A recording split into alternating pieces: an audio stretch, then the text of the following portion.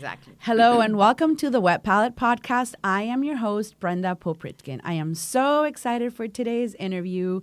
With me in the studio today is the owner of Happy Wine Miami in the Grove and one of my sisters who is part of VinFemme Society, a Miami women's wine group that we belong to. Welcome, Mimi Puche. Thank you. Mimi, you owe me something. You told me you were going to bring me something today. I did. You did?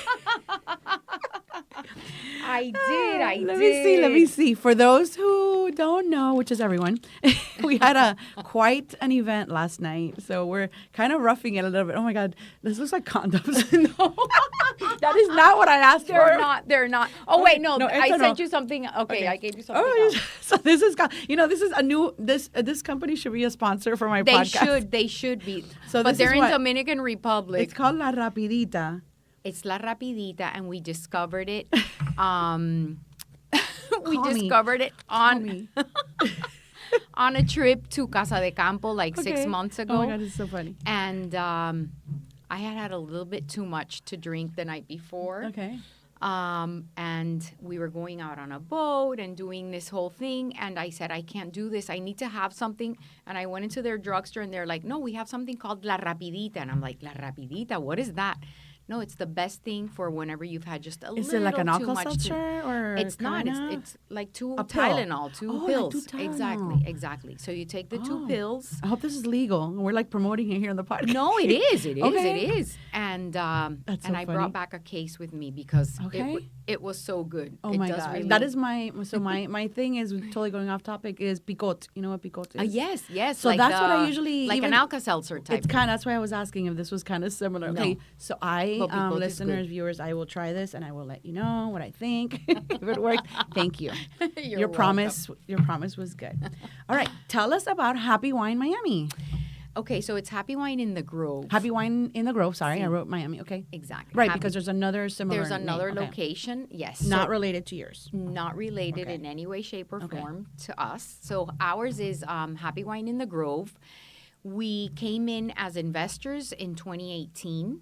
And in 2019, we bought this location. We were there for a year. Things didn't work out. We had different work styles. So we decided that we kept the location in the Grove, and the previous owners kept the other location. Okay. And we have been there since 2019, August of 2019, 7 months before the pandemic. We have survived, which is, it was horrible, really, at the beginning. It was terrible. We had no established social media, no website.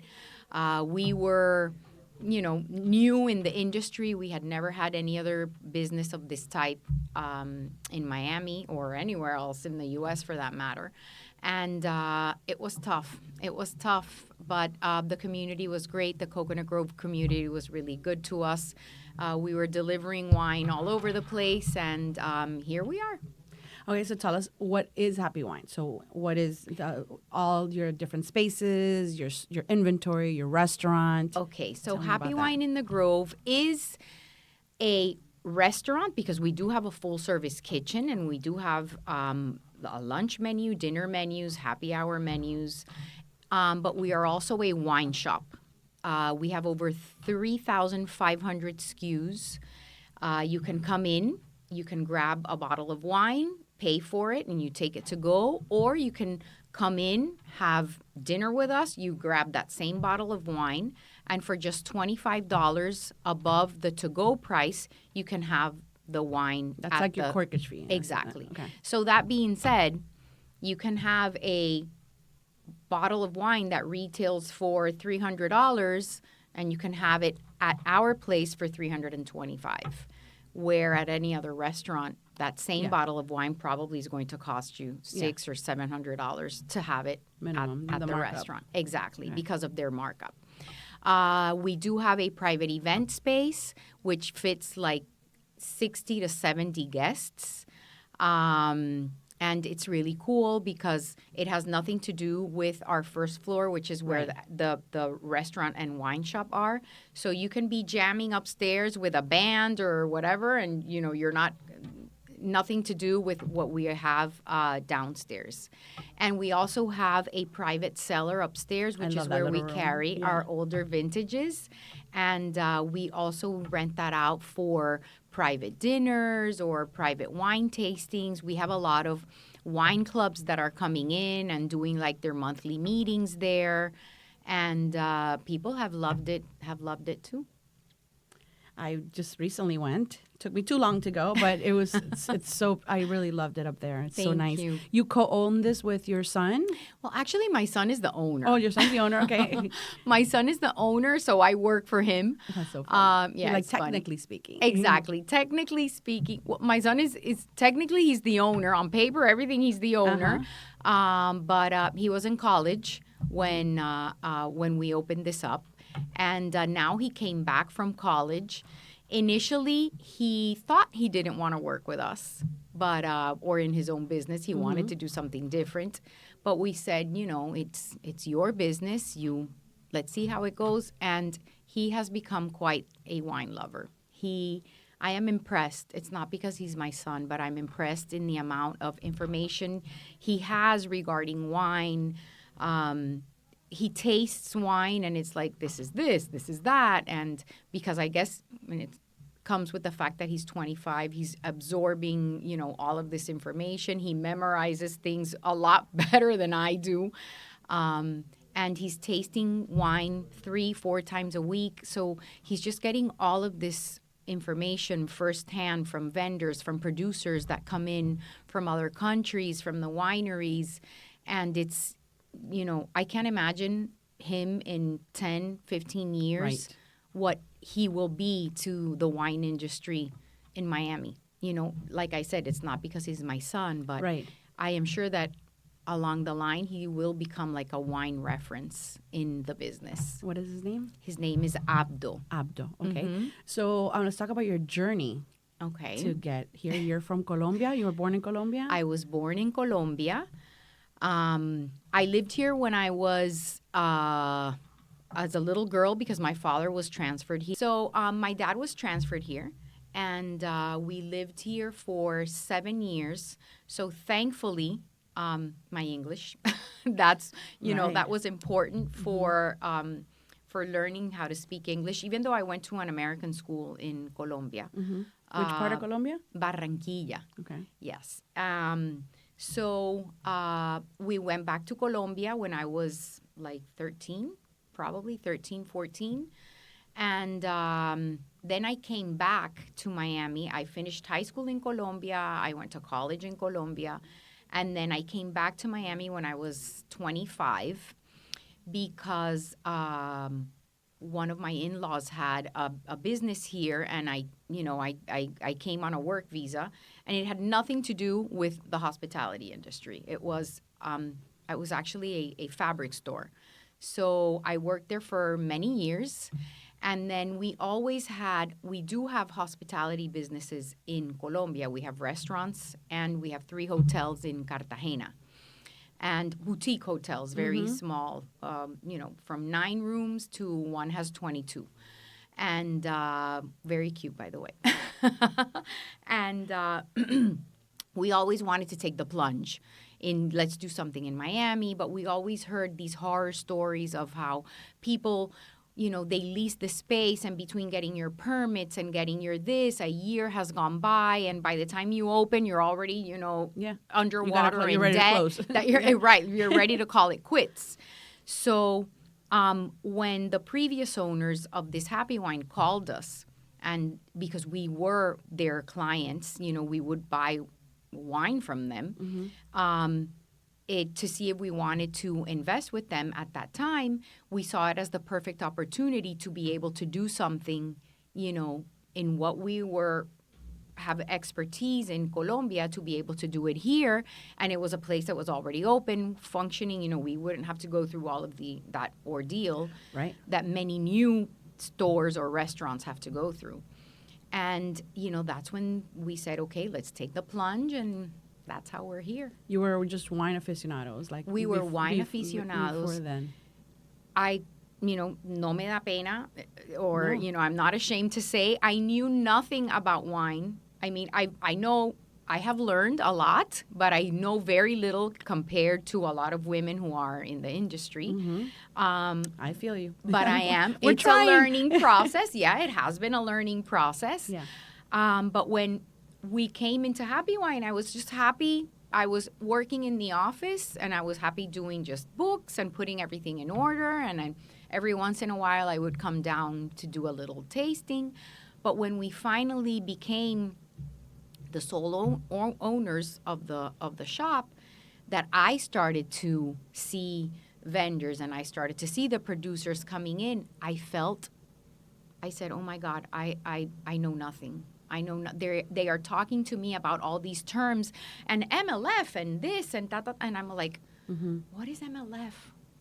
Malolactic fermentation. I was like, oh my God, what is that? And because You're this like, hold wine on, I have has to go it. to the bathroom. And exactly, this wine has it. And I felt really like stupid. Yeah. You know, I said, and I really need to get my game on. And that wasn't bad because when a vendor comes in, you know, I can ask and it doesn't make me feel that bad. But when a customer comes in. Right. Yeah. And then a customer, you know, and some people. You're like, this is really good. Drink it. I tried it. It's good. Exactly. But when they start asking, you know, Detailed, I want a technical wine questions. that is not so fruity and is higher in acid. And I'm like, okay, no. I need to finally start my wine education because just tasting is not going to be good enough. Right. So then that's when I decided to start taking courses. And then this is when the really great thing starts because my son came back from college. He's already working. And so we start taking the courses together. So that has been really great, too, because we study together. We have taken the test together. And you're now WSET Well, we 3? are WSET 3. Yay! We just took the test. No, we took the test 3 weeks ago. Oh, my gosh. We actually took it. This is our second time taking it. Okay. Because we took it. The first time we passed the tasting portion of the exam, but not the theory. So we retook the theory portion 3 weeks ago. Yeah, the theory portion is tough for WSET 3. Yeah. It's not that easy.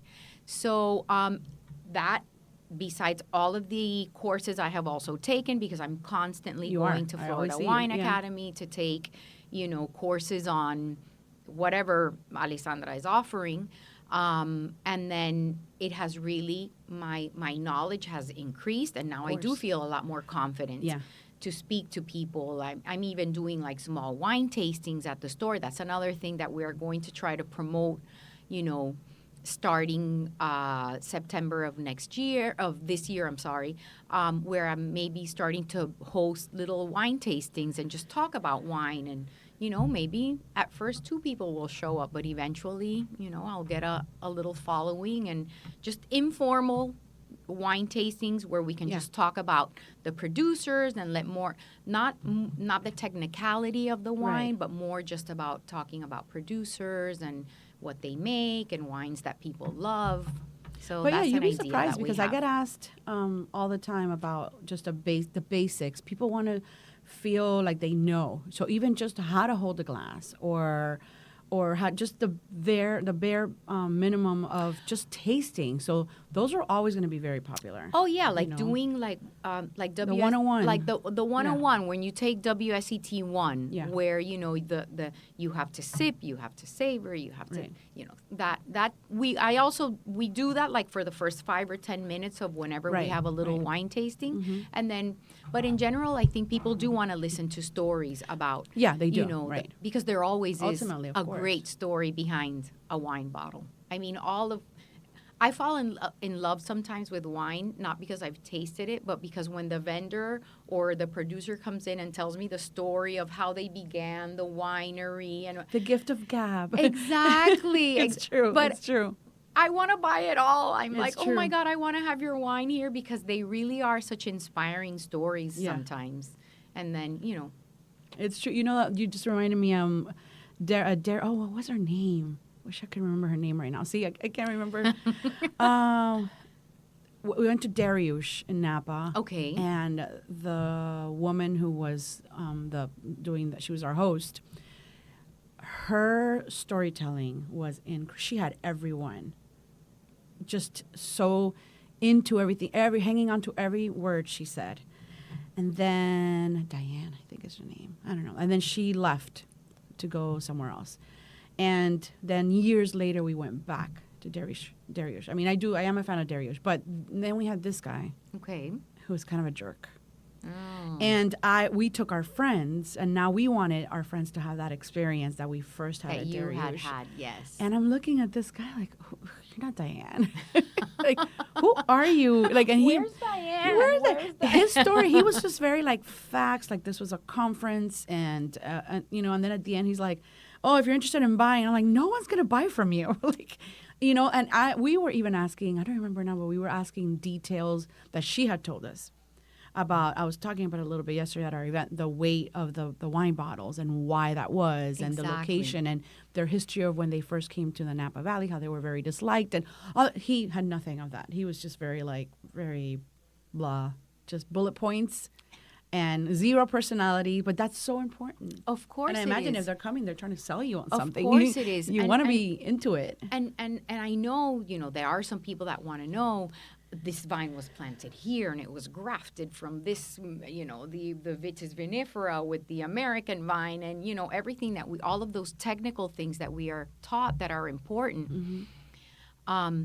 But actually, I think that when you tell the story of the wine and, a husband and wife came in and they did this, and that just makes you fall in love with everything. Well, my journey is I'm doing WSET 2 in August. Oh, okay. No one's freaking out about that, but it is a lot of studying. It is. Plus, we have full-time jobs. We have families. We have kids. And all of this studying really is like, you need to have a little schedule where you dedicate your time to that, because if not, it's not easy. I know. It's not easy. I will be calling you for tips. Of course. Before we move on, congratulations on your new citizenship. Thank you. Yay. It's been, like a month? Yes, a month. Well, it was March 28th. I became an American citizen. Love it. Congratulations. Okay, so going back to when COVID happened, I was reading that, and I'm thinking you didn't even have your 1-year anniversary, and COVID happened, and I'm guessing you did takeout. This is a cute note. I came on an Uber today, and the same person that picked me up on the Uber driver that picked me up the day that we inaugurated as new ownership, Happy Wine in the Grove, is the same Uber driver that brought me in today. I didn't remember that. I didn't remember. He did. He remembered it. He's like, do you by any chance know a place here called Happy Wine in the Grove? And I'm like, yes. We own it. And he's like, it's mine. I drove you here when you guys did your inauguration because I picked you up here, and I remembered you because I saw Mimi when I guess he gets the profile of who he's picking up, and I was like, I can't believe it. He says, yes, when you inaugurated, I was the person who brought you, and I'm like, oh my God. I thought you were gonna say the one that took you to the citizenship thing. No, here to Happy Wine. Since you said 6 months before COVID, I was like, I remembered him this morning. Oh my God, that's so funny. Mm-hmm. So COVID. So yes. So you were doing what, deliveries? Initially, we didn't even know what to do. No one did. We didn't, and because remember how first they shut us all down. Yeah. I remember we were completely shut down for 2 weeks. 2 or 3 weeks before all of the social distancing implementations took place. So we had just, our neighbors would call us and they were like, okay, so what do you have for wine? And I'm like, we have everything. But since we didn't have a website, we would actually take pictures of all of our shelves. Right. We would send them the pictures. They would zoom in on the pictures and they would be like, okay, send me 2 bottles of this. There's a will, there's a way. This is what we have. Send me 2 bottles of this, 2 bottles of that. And initially, when COVID hit, I wasn't even here in Miami because my son was on spring break and he had gone with friends from school to Cartagena. And I decided this is the perfect opportunity for me to meet his friends that are coming down with him. So when schools started to get their messages that they were going online, that they weren't coming back. Right. So my son said, Ma, since I'm going to be online, let's just stay here in Barranquilla for, we never imagined this was going to be, for Colombia was completely shut down. Yeah. Only Florida was alive. That's it. Exactly. But in Colombia, there was like airports were shut down, everything. So we actually were stuck in Colombia for months. So it was my mom here in Miami that actually helped me. And that's when I realized, moms are our angels, definitivamente. And so she would be the one sending me, because I got the phone transferred to my our Happy Wine phone transferred to my cell phone. So I was answering the phone calls in Colombia. I wasn't even here in Miami. And she would tell me, okay, so this person, here are the pictures. I would be the one sending the pictures. And my mom and my aunt, my mom's sister, they would dress up as like astronauts. Because you know how people would put on the astronaut suits? And they would be in their car. And all this time in Colombia, I would be praying like, oh my God, I hope nothing happens to my mom because I would die, when nobody knew what COVID was going to be like or anything. And she was the one who would be delivering the wine to the neighbors. And then when things got a little bit more, that people could actually come in and two people could be in the store at the same time. But she was still there. And to be honest with you, to me, my mom is the one that actually made it work during COVID for us. Amazing. Every time. And she still works with us. She does? She does. Every time I hear these COVID stories, I'm like, it just feels like it was yesterday, but it was so impactful. In the worst of ways, but I mean, terrible. And with our employees, and what are we gonna do? And we still kept paying them, because we as much as we could, obviously all of us got the aids from the loans that we got from the government, and but we really never did leave any of our employees stranded, which is I take pride in that too. You should. They always had our support, and slowly but surely they all started coming back. In fact, all of our employees that we had pre-COVID are still with us. Only 2 have left, and because they were going to medical school at the time COVID hit. So they were starting their residencies in like 3 or 4 months. And COVID, what just did was, forget it, you're starting it now because we need doctors in hospitals. Wow. So those 2 servers never came back because they were already anyway. at doing their residencies at their hospitals. So I do take pride in that all of the employees are still with us. Our turn rate is really low on employees, so which is a great thing, because people who come in and haven't been here in a year or whatever, nice to see a familiar still face. finds the same familiar faces that we've had that forever. Yeah. What is your favorite part of what you do? The favorite part of people? I think people is my favorite part. Just meeting people. I'm a people person. I like helping people, and just, all of the different people that we meet. When a celebrity comes in every once in a while, which has happened. We had Cuba Gooding in the store once. That was great. We have NFL players coming in. We have baseball players coming in. So that's always a little highlight, of the day. And meeting people in the wine industry, like my wine club, that has been a highlight. That really has been, because I felt lonely for a while. Yeah. I felt lonely. It's hard to be a woman in this industry. And when I saw that, you guys were meeting and I was like, I want to be in the wine club. I want to be in the wine club. It has blown up, and I don't think Alessandra knew how much it was going to blow up and how much people would want to be in it. Exactly. We lucked out. And to me, really, the wine club has been I look forward to our meetings, and it's been great. It's been great. But just, I think getting to meet people has really been a highlight, and see how my son has, grown in this industry too. How old is he now? He turns 26 this month. Okay. So the amount of people that he meets, and sometimes I'm like, how did you meet this person? No, I met him I met him at the store, or he plays golf. He's an avid golfer. So no, I met him on the golf course, and then now they're coming here, and he's also part of a wine club with older men. And the wines that he tastes are like, oh my God, I can't believe you're having these wines. Yeah. I wish I would have had, wine at your age, the wines that he's having access to. Can you imagine? Yeah, we had mean, that, yeah. I was buying white Zinfandel from Publix, and I felt super fancy, Right, right. Cooking and drinking white Zinfandel, and I felt... Absolutely. What a journey. Mm-hmm.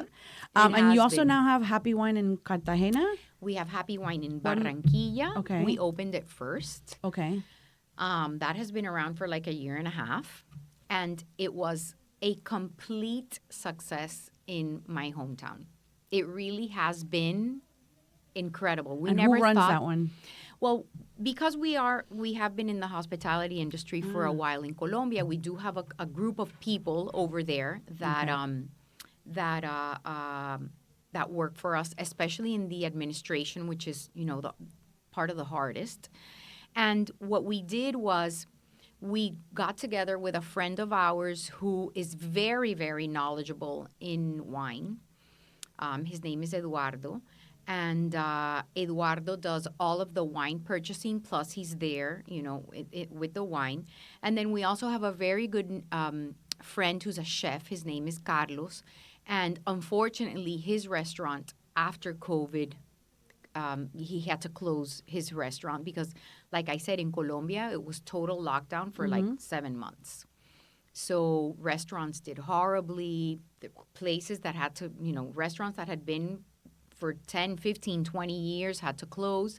And that's what happened with him. So before we opened Happy Wine, he was dedicated to catering. And what we decided to do was, if we want to do this, there has to be like a face in the business there, just like we're here in Miami. Right. Because people like to come in and see the owner and talk to the owner. So they have become like the face of Happy Wine in Baranquilla, and it has been a huge success. Plus, in Baranquilla, there was really not a place where people could come into at 3:30 or 4 and maybe have a glass of wine, sangria. Everything in Baranquilla is 2 shifts. You are open for lunch, you close, and then you open for dinner again at 7 p.m. So we filled a void in the market that we didn't even realize. You had told me also it's very beer heavy. It's beer heavy, plus we do have hard liquor at the one over there. Mm-hmm. And we never really thought that wine was going to be such an important part. And I love it when I walk into Happy Wine Barranquilla and see that there's a bottle of wine on every table. I'm like, wow, we really, so cool. It's so cool. And we really did get a ball rolling into like the wine loving in Barranquilla. And now people want to take courses related to wine. And it's just been really, really cool. And then we decided to open in Cartagena like 6 or 7 months ago. And that has been really great, too. It's in the colonial city in Cartagena, in a hotel that belongs to us that is called El Marqués. So it really is a beautiful city, a beautiful scenery in like an old colonial home, so with the big patios. And it's been great. And the wine scene in Colombia is growing, tremendously. Are you splitting your time? Because you still have to go at some point. Oh, no? yes. Yeah. Well, we do have a lot of help over there. Yeah. But yes, I do try and go at least once every 2 months, be there for like a weekend, 3 or 4 days. But the purchasing all is done in Colombia. Everything works perfectly. We don't really have to be there full time in order to make it work. Any plans for Happy Wine Pembroke Pines? Sorry, I'm always asking my guests because I need restaurants and people to come to Pembroke Pines. We do have plans. We do have plans, but again, 2 things happen. We have either looked at locations that are for sale because they are a restaurant that is already functioning and they're selling. That's right, the restaurant part of it. And they ask cuckoo bucks, for the restaurants. Or you come to these spaces and the leases are so high that you end up working for, just the landlord. Yeah. Exactly. And but it is in the plans it is in the plans. It is something that we want to do, but we don't have any right now cooking. What are your short, on that note, your short and long-term goals for the store? My short and long-term goals. Well, short-term goals, to start having more of these little wine tastings where I can maybe be a little bit, I can develop more as, not as a wine teacher because not as a wine educator because maybe that's not my thing, but just teaching people a little bit informally about wine and growing a little community in Coconut Grove where maybe people can just come in once a month, learn a little bit about, 5 or 6 labels, and that's it. I haven't really taken the plunge because I do cringe. Only one person showed up, but No. I guess that I have to start somewhere, right? Yeah, I have to start. And then I listen to stories about how people started, and yes, only one person showed up, or what? Then on the next one, 3, and Right. So I do have to despojarme of that fear that of not having anyone It's an show imposter syndrome. Exactly. Everybody, I think, has a little bit of that going on. Exactly. Yeah. And then long term, I think is opening up, another other locations. location, And lately, a lot of things are opening in Fort Lauderdale that look interesting. You guys are getting to have a little bit more. Yes. But key word here, I'm West Broward. Yes, you're West Broward. And West Broward is what's dead. Exactly. There's nothing there. There is nothing there. Gosh. There is nothing. This is why we drive to Miami every Well, weekend. maybe we have to take a drive around West Broward and Yes, see, I and will see what happily we can show do. you around. Please. And see what we can do. Oh my gosh, there are some good spots. I mean, I'm looking, and I'm at the light thinking, that would make a good restaurant. That would make a good store. That would make a good thing. Exactly. Well, maybe I need to take the tour with you. It's just franchise central. It's just like, for some of it, it's great because, for example, what I call my it's my shopping center. Okay. My shopping center, the one in the corner. I have everything there that I need. Banking, supermarkets, car wash, gas, like everything is there.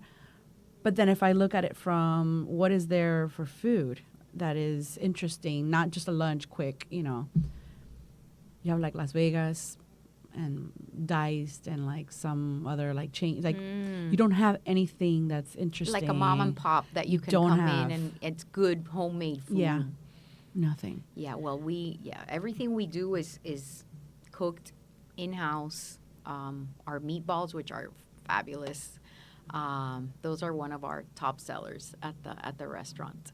And but yes, maybe we can take a look at West Broward. Do it. Mimi, is there anything I didn't cover that you'd like to add for the listeners to know about you, about the store, about anything? Anything. Well, give your local wine shops a chance because there are really some great things that are happening inside our little stores. We have the inventory that you can find, at least at Happy Wine in the Grove, is And you have live music too. We didn't talk amazing. about that. We do have live music on Weekends, right? Fridays and Saturdays, yes. But the inventory that we have, I think I can safely say that our inventory just of magnums, we have magnums, like probably 500 labels of different magnums between red, whites, sparkling wines. So those are really great for gifting, and our magnum collection is impressive. And just we have an older vintage collection that is also very big, and in general, just our stock is really great. So give your local wine shop a chance. Total Wine has right. I don't know if I can say the name. Yeah, you could say it. Oh, yeah. okay, perfect. They're not my sponsor. Exactly. But Total Wine, you could call me too. Right, exactly. For sponsorship, yes. Yes. And then I will ban anybody talking. But until then. So yes, we can have our inventory can be even better than things that you can find in Total Wine. So give your local wine shop a chance. Come in because we do really have great things, and we, we're just a family pouring You our have hearts heart and souls and a human into, connection. Exactly, Yes. exactly. We are just pouring our hearts and souls into our business, and we rely on the community. Well, Mimi, I love you so much. I love you too, And thank Brenda. you for stopping by the podcast. Thank you so much for having me. Thank you so much for Yay. having And me. thank you, listeners and viewers, for watching or listening, depending on where you get the content. Remember to please share with your family, friends on social media so that the algorithm shows up. Until then, ciao. Bye. Bye. Thank you. Yay. That's it. And then there's outro music. And then that's it. Easy peasy, right? No, and I love your Miami Vice when you're heading into Miami. Ah, I haven't done that one in a while.